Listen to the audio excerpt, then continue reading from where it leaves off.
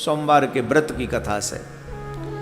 जो जीव सोमवार का व्रत करता है, सोमवार के दिन व्रत रखकर जो महादेव का जल से अभिषेक करता है, मैं आपको बता दूं, अभिषेक सभी लोग करते हैं, लेकिन किन्हीं किन्हीं को अभिषेक की विधि नहीं पता। अपने घर में रोग को मिटाने के लिए अगर आप महादेव का अभिषेक करें, जो कि यहां चल रहा है, रोग को मिटाने की एक विधि है। जब महादेव का अभिषेक करें तो कुश के साथ, कुशा के साथ, कुश के जल से, तो कुश के जल से का मतलब हो गया कि उस जो जल आप चढ़ा रहे हैं उस जल में कहीं ना कहीं कुश का स्पर्श हुआ हो, कुशा का। तो जो कुशा के जल से महादेव का अभिषेक करते हैं, उनके घर से, उनके जीवन से बीमारियां भाग जाती हैं। इसीलिए यहाँ पर जो रुद्र अभिषेक हो रहा है वो कुशा के जल से अभिषेक हो रहा है कि जो जो लोग इसमें जुड़े हुए हैं उनके जीवन से, उनके घर से स्पेशली कोरोना नाम की बीमारी भाग जाए। इसीलिए यहाँ पर ये रुद्र अभिषेक करवा रहे हैं, उस विधि के साथ करवा रहे हैं। तो जो लोग सोमवार का व्रत रखते हैं, सोमवार के व्रत रखने वाले महानुभावों को इस बात का ध्यान रखना चाहिए कि महादेव का अभिषेक बिना कुछ खाए, बिना जल ग्रहण किए, आजकल बुरी आदत है, उठते ही चाय पी लेते हैं। जब आप नियमों का अतिक्रमण करते हैं तो वो फल आपको नहीं मिलता जो आपको मिलना चाहिए। प्रत्येक व्रती को, मतलब जो लोग व्रत रखते हैं, उनको पूर्णतः नियमों का पालन करना चाहिए। जब आप व्रत हैं तो बिना स्नान किए आप चाय पानी नहीं ले सकते, पूजा किए बगैर नहीं ले सकते। तो सोमवार का व्रत रखने से पहले ये ध्यान रखें, सुबह उठे, स्नान करें और सबसे पहले शुद्ध पात्र लें, पात्र में जल भरें, संभव हो सके तो गंगा जल भरें और गंगा जल लेकर उस पे कुश का स्पर्श कराएं या उसमें ही कुश रखकर फिर अभिषेक करें और फिर बेलपत्र चढ़ाएं। बेलपत्र चढ़ाने का बहुत बड़ा महात्म्य है। दो ही देवता ऐसे हैं जो बड़े आसानी से प्रसन्न हो जाते हैं। बहुत सरल पूजा है इन दो देवताओं की, एक तो शिव जी की और एक नारायण की। हमारे ब्रज में तो संत कहते हैं, चढ़ाए के पी लो और दिखाए के खा लो, ऐसे देवता हैं। नारायण शालिग्राम के रूप में है और महादेव शिवलिंग के रूप में है। तो दोनों का अभिषेक करो और वो जल पी लो और दोनों को भोग लगाओ, खा लो। तो इतनी सरल पूजा है इनकी, तो दोनों की। तो बेलपत्र से महादेव प्रसन्न हो जाते हैं और तुलसी दल से शालिग्राम प्रसन्न हो जाते हैं। दुनिया को सोना दे दो, चांदी दे दो, ये दे दो, वो दे दो, गाड़ी दे दो, बंगला दे दो, सब दे दो, इसके बाद भी हैप्पी नहीं है, अनहैप्पी है। और महादेव को बेलपत्र चढ़ा दो, प्रसन्न हो गए। महादेव ने एक बात कही है, जब भी कोई जीव मेरे मंदिर में आता है और पहली बार जब कहता है हर हर महादेव, तो मैं उसका हो जाता हूं। एक बार कहने पर हर हर महादेव मैं उसका हो जाता हूं, और जब 3 बार बोल देता है तो मैं ऋणी हो जाता हूं उसका। इतनी जल्दी महादेव प्रसन्न होते हैं, इतनी शीघ्रता से महादेव भूत भावन विश्वनाथ महाकालेश्वर प्रसन्न हो जाते हैं। और यही बात भगवान श्री कृष्ण के ऊपर भी है। और राम और कृष्ण और भोले में कोई अंतर मत समझना। यहां शिव कथा हो रही है इसलिए शिव महात्मा की चर्चा हम यहां कर रहे हैं। 3 बार कृष्ण कृष्ण कहने पर कृष्ण ऋणी हो जाते हैं। 3 बार महादेव कहने से महादेव महादेव महादेव महादेव ऋणी हो जाते हैं। बेलपत्र चढ़ा दे तो बड़े प्रसन्न हो जाते हैं। तो सोमवार के व्रत में अभिषेक करने के बाद बेलपत्र चढ़ाकर गंगा जल से अभिषेक करें और गंगा जल से अभिषेक करने के बाद में बेलपत्र चढ़ाएं। और संभव हो सके तो कुछ न खाएं, जल पी लें। और अगर लगे कि हम नहीं रह सकते तो फल खाएं, ज़्यादा नहीं व्रत में खाना चाहिए। और ज्यादा से ज्यादा इसी मंत्र का जाप करना चाहिए, ओम नमः शिवाय। इस मंत्र का जाप करने से हम उतने पाप कर नहीं सकते जितना ये पापों को नष्ट करने में सक्षम है। ये मंत्र हम कर ही नहीं सकते एक जीवन में। वो हम कथा बताएंगे आपको अभी कि कितने कितने पापी शिव कथा ने तारे, अभी हम बताएंगे आज। लेकिन अभी हम सोमवार के व्रत की कथा आपको सुनाते हैं, बड़े ध्यान से सुने। एक वैश्य थे, बड़े धार्मिक प्रवृत्ति के थे, पति पत्नी थे, बड़े धार्मिक प्रवृत्ति के थे दोनों। महादेव के सच्चे उपासक थे, महादेव की पूजा, नित्य पूजा वंदन किया करते थे, हमेशा अहरनिश महादेव की सेवा में रत रहते थे, अपना कार्य भी देखते थे पर स्वधर्म पर चलते थे। उनके घर में एक तकलीफ थी, उनके घर में बालक नहीं था, बाकी का सब था, अच्छा मकान था, काम अच्छा था, व्यवहार अच्छा था, स्वभाव अच्छा था, सब कुछ बहुत अच्छा था, पर पुत्र नहीं था। तो एक दिन सेठानी जी रो पड़ी अपने पति के आगे, वैसे महादेव ने हम सबको सब कुछ दिया है, पर हमारे बाद हमारी पीढ़ी को कोई जल देने वाला नहीं होगा। कोई एक बालक होता तो कम से कम हमारे जाने के बाद हमारे पितरों को जल मिलता रहता। प्रत्येक स्त्री विवाह के बाद अपने आप को संपूर्ण तब समझती है जब उसका मातृत्व जागृत होता है, और मातृत्व जागृत होता है संतान उत्पन्न होने के बाद। हमारे शास्त्रों में अगर आप देखें तो विवाह का मतलब सिर्फ इतना ही है कि विवाह इसलिए हो कि संतान हो जाए, जिससे आगे वंश चले। इसके ज्यादा शौक मौज और पिकनिक स्पॉट के लिए विवाह नहीं है कि घूमने फिरने अटरम से, ये ठीक है, इट्स ओके, जो तुम चाहते हो you can do it, but विवाह होता ही है एक संतान हो जिससे सृष्टि आगे बढ़े, तुम्हारा वंश आगे बढ़े, सिर्फ इतना सा उद्देश्य है। तो सेठानी रो रही थी, तो एक दिन कहा कैसे करें, महादेव से प्रार्थना करनी चाहिए। तो महादेव के मंदिर में अभिषेक करते करते सोमवार का व्रत रखते थे, दोनों सोमवार का व्रत रखते थे। तो महादेव से प्रार्थना करी, और जब महादेव से प्रार्थना करी तो महादेव प्रकट हुए, और महादेव ने कहा कि तुमको पुत्र होगा, लेकिन बात एक ही है, 12 साल की आयु होगी उसकी, बस मात्र 12 साल। अब न तो सेठ जी खुश रह सकें और न दुखी हो सकें। कहीं कहीं ऐसा भी आता है कि महादेव नहीं आए, स्वप्न में सेठ जी से महादेव ने कहा कि तुमको पुत्र होगा, लेकिन 12 वर्ष का ही होगा, बस 12 वर्ष तक ही रहेगा। दोनों बात समझ के चलो, प्रकट भी हो गए या स्वप्न में आया। कल काल में स्वप्न भी तो साक्षात्कार ही माना गया। तो अब सेठ जी इस बात को किससे कहें, और सिर्फ सेठ जी को पता था, सेठानी को पता नहीं था। बब बेटा हुआ, 9-10 महीने बाद बड़े खुश हुए सेठानी जी, बड़ी प्रसन्न, मोहल्ले में बड़ी रहल चौल हो गई, अरे वाह वाह वाह, इतने सालों बाद पुत्र हो गया, पुत्र हो गया, बड़ी खुशी थी, बड़े आनंद में थे, सब मगन हो रहे थे, सब खुशियां मना रहे थे। पर वही है वही जो राम रचि राखा, को करे तर्क बढ़ावै साखा। इतना ही था। होता क्या है, बोले जो राम स्वीकार करें, शिव जिसे स्वीकार करे, सिर्फ उतना ही होगा। तू कछु और विचार करे नर, तेरो विचार धर्यो ही रहेगा।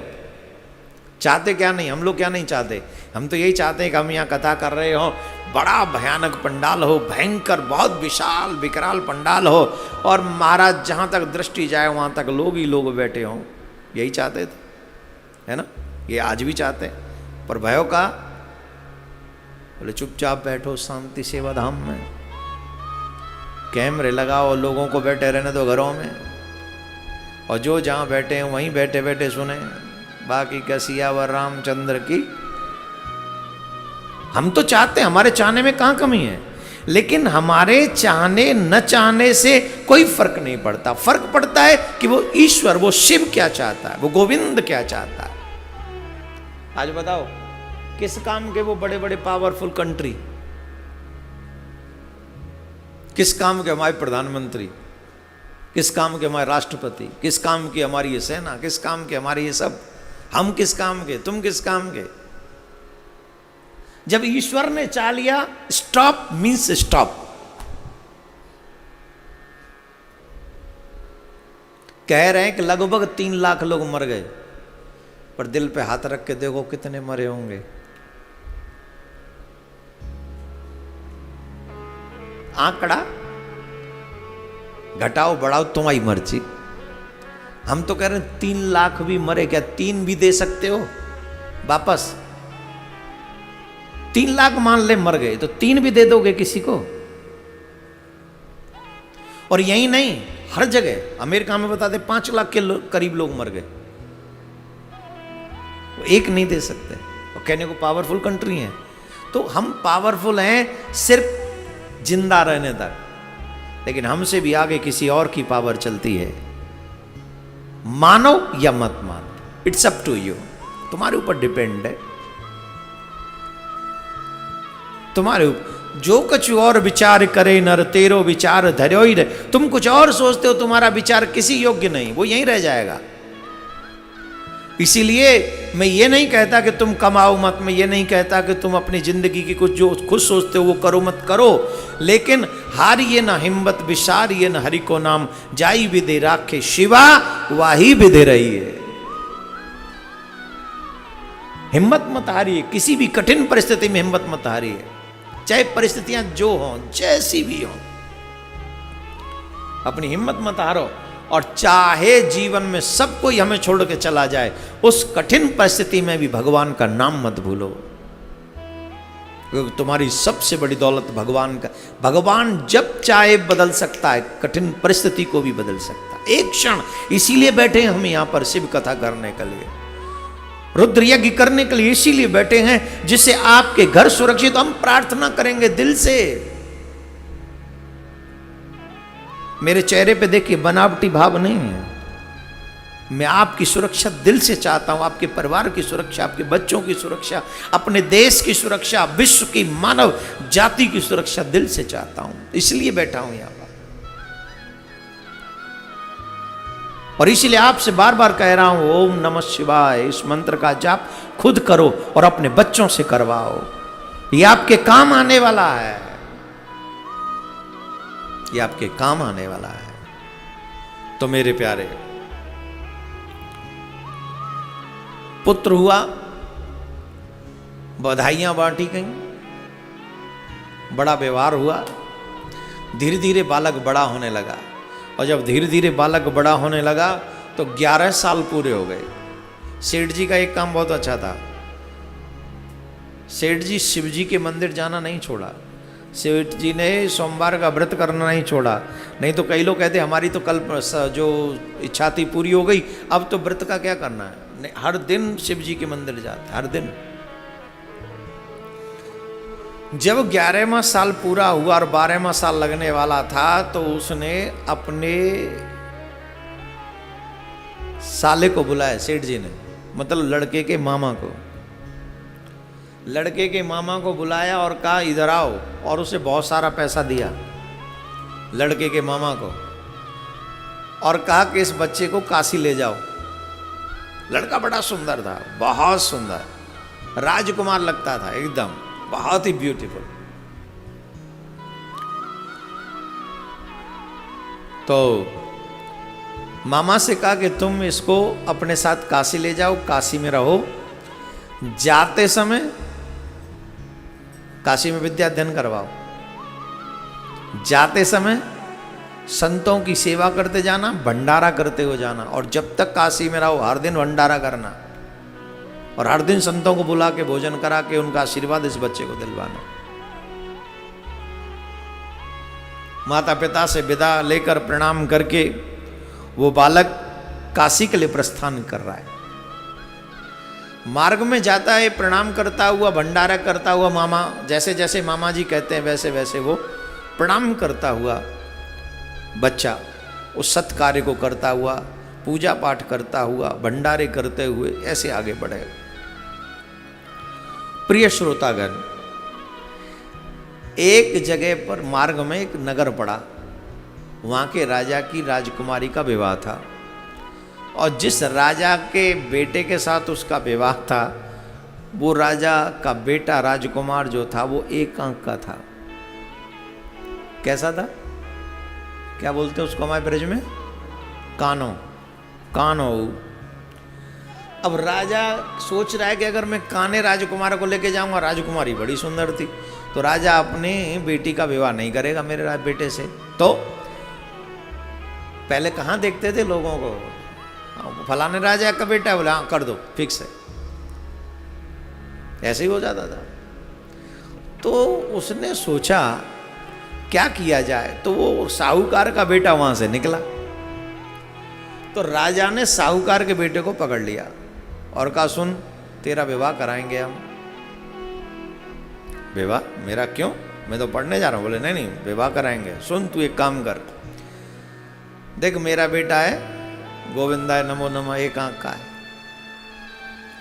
इससे राजकुमारी विवाह नहीं करेगी, तू चल विवाह कर ले और चुपचाप चला जाइए, विवाह के बाद में फिर बहू को हम ले जाएंगे, बताना मत, और नहीं चलेगा तो तुझे मार देंगे। राजा तो राजा। तो उस साहूकार के बेटे ने उस राजकुमारी से विवाह का, वो वाकई राजकुमार सा ही लगता था, बड़ा शंकर भगवान का प्रसाद है, व्रत का प्रभाव है, सोमवार का फल है, तो सुंदर तो वो होगा ही। बड़ा सुंदर था, सब लोग बड़े खुश हुए, इतना सुंदर राजकुमार, इतना राजकुमारी से भी आगे, बड़ा प्रसन्न हुआ। राजकुमारी से विवाह हो गया उसका, और राजकुमारी से विवाह हो गया तो उसको पता था कि इस तरीके से तो धोखा ही है, अपने प्राण बचाने के लिए राजकुमारी से विवाह करें और ये कहीं और चली जाए। अब बोल सकता नहीं क्योंकि राजा तो छाती पे ही बैठा है, वहीं सर पे ही है। तो क्या करें, उस साहूकार के बेटे ने राजकुमारी की चुन्नी पर, उसके पल्ले पर लिख दिया, बैठे बैठे उसकी चुन्नी पर लिखता गया, मैं साहूकार का बेटा हूँ, मैं राजकुमार नहीं हूँ, मैं काशी पढ़ने जा रहा हूँ। इस राजा ने इसका बेटा जो है काना है, पूरी लिस्ट लिख दी, जो स्टोरी थी, ब्रेकिंग न्यूज, मेरे बाद ये अपने बेटे काने बेटे के लिए तुझे ले जाएंगे, मैं तो जा रहा हूँ काशी। जब फेरे वेरे के बाद में राजकुमारी गई, चुनरी उसने देखी तो उसमें पूरा लेटर लिखा हुआ था, उसने वो पढ़ लिया, और पढ़ने के बाद में उसने अपने महाराज से, अपने पिता से कहा, तो पिताजी ने राजा को क्या बोलते हैं, बेरंग लौटा दिया कि जाओ, मेरी बेटी तुम्हारे घर नहीं जाएगी। और वो चला गया काशी अपने मामा के साथ, काशी में रहने लगे, और काशी में नित्य भंडारे की सेवा, भोजन की व्यवस्था, संतों का आदर सत्कार वहाँ पर होता रहा। ऐसे ही कर करके धीरे धीरे करके वो दिन भी आ गया जब 12 साल कंप्लीट होने को थे। उस दिन बहुत बड़ा यज्ञ, उससे पहले भी वहाँ यज्ञ कराया गया बहुत बड़ा, वो यज्ञ चल रहा था, मामा उसमें जजमान बन के बैठा हुआ था।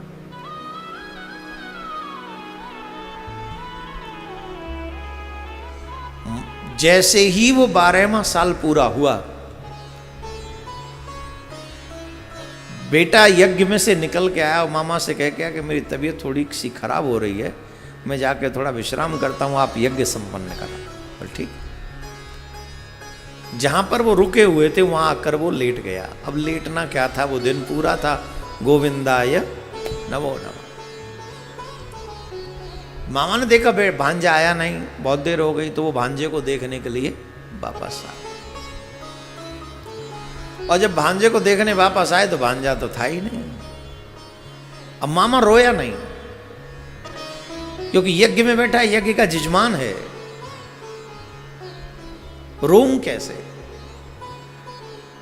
रोया ही नहीं। कितना कठोर हृदय किया होगा उस, भांजा भी बहुत प्रिय होता है मामा को। ये तो अब थोड़े से मामा पैसे हो गए, नहीं तो मामा का मतलब आप समझ रहे, मामा 2 माँ का शब्द जुड़ा है, बहुत लाड प्यार करते हैं मामा। और आजकल तो जो भी है समझो आप। यज्ञ संपन्न कराया, और जो फूट फूट के रोया, जो फूट फूट के रोया, जो फूट फूट के रोया। यज्ञ से संतों के उस सेवा भाव से महादेव प्रसन्न हुए। पूछा बताओ क्या चाहिए।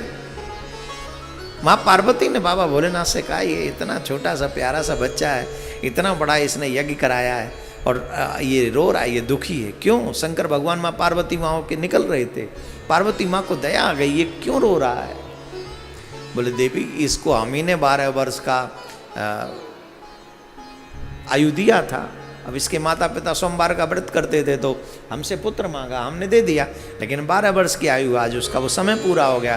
बोले नहीं प्राणनाथ ऐसा मत कीजिए, ये छोटा सा बच्चा है, मैं माँ हूं, मैं जानती हूँ उसकी माँ पे क्या बीतेगी,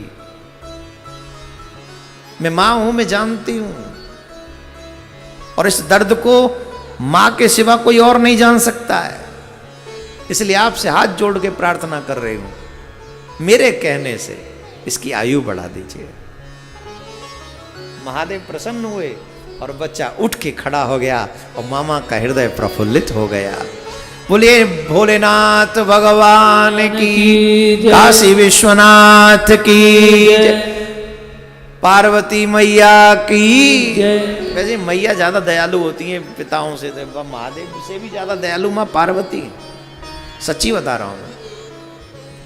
माएँ बहुत जल्दी दया कर देती हैं, बहुत अतिशीघ्र प्रसन्न हो जाती हैं। मामा बड़े प्रसन्न हुए, बोले भांजे यज्ञ पूरा हो गया, पढ़ाई पूरी हो गई, चलो वापस चलते हैं। वापस जब जा रहे थे तो उसी नगर में पहुंचे। जब वहां के निकल रहे थे तो वो देख रहा था राजकुमारी गई होगी कि यहीं होगी। विवाह हो गया था, छोटे छोटे बच्चों का भी मन तो करता ही है, चाहे विवाह के नियमों को न जाने पर बहू का नाम तो जानते ही हैं। 7-8 साल 9 साल 10 साल के तभी से कहते बहू बहू, जाने न ताने फिर भी बहू, और जब बड़े हो जाते तो फिर ले बहू। फिर कोरोना काल में ये सोचते अब कैसे पालें बहू, अब कैसे पालें बेटे, अब कैसे पालें बच्चे हैं। पर घबराइए नहीं, जब वो समय नहीं रहा तो ये भी समय नहीं रहेगा, निकल जाएगा। जहां 4 सब्जियों से खाते थे वहां एक से खा लो, एक से नहीं खाते चटनी से खा लो, पर महादेव का नाम मत भूलना, अपने इष्ट का नाम मत भूलना, अपने आराध्य का नाम मत भूलना। मैं गारंटी से कहता हूं ये समय भी निकल जाएगा। राधे राधे बोलना पड़ेगा, ऐसे नहीं, जरा जोर से बोलना पड़ेगा। तो मेरे प्यारे, राजकुमारी की तरफ, महलों की तरफ देखता हुआ जा रहा था, और राजकुमारी उसी दिन से काशी से आने वाले मार्ग को देख रही थी, जाऊंगी तो उसी के साथ जाऊंगी।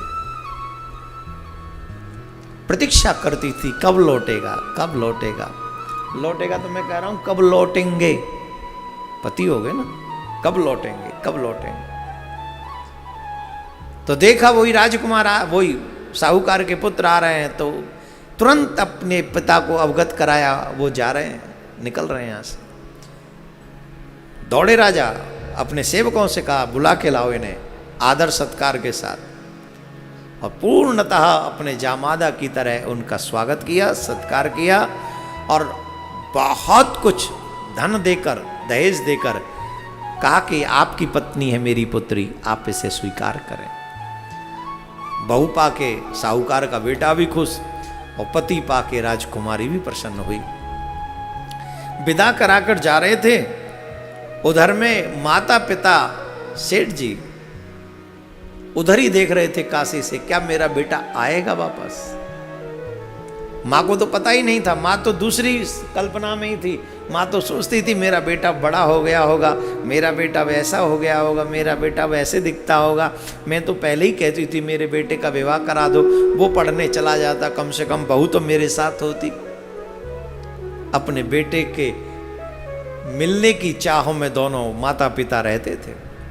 संयोग से काशी की तरफ से कोई आता हुआ दिखाई पड़ा, और जब आता हुआ दिखाई पड़ा तो प्रसन्नता का कोई ठिकाना ही नहीं रहा, कोई ठिकाना नहीं रहा।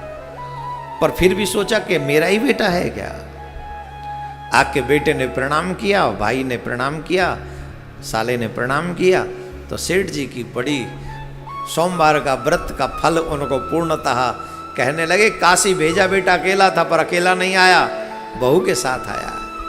महादेव जब देते हैं तो उतना ही नहीं देते जितना तुम चाहते हो, महादेव उससे डबल देते हैं, और शायद कभी कभी इतना देते हैं जितना तुम मांग भी नहीं सकते, उससे ज्यादा महादेव तुमको देते हैं। नमः पार्वती पतये हर हर तो माता पिता प्रसन्न हुए अपने बहू बेटे को पाकर। ये बालक शेष बचा किसकी कृपा से? बोले यज्ञ भगवान की कृपा से, संतों की सेवा की कृपा से। मैं फिर कह रहा हूं, ये जो रुद्र यज्ञ हो रहा है, ये जो शिव कथा हो रही है, आपके अपने परिवार को सुरक्षा देने के लिए हो रही है। ये साधारण नहीं है। आप जब व्रत करते हैं, आप जब नियमों का पालन करते हैं, आप जब कोई अनुष्ठान करते हैं, तो वो अनुष्ठान आपके जीवन में सुकृतों का एक समूह इकट्ठा करता है, सुरक्षा कवच इकट्ठा करता है आपके लिए। इसलिए हमको बुरे वक्त में सत्कर्म अधिक करने चाहिए।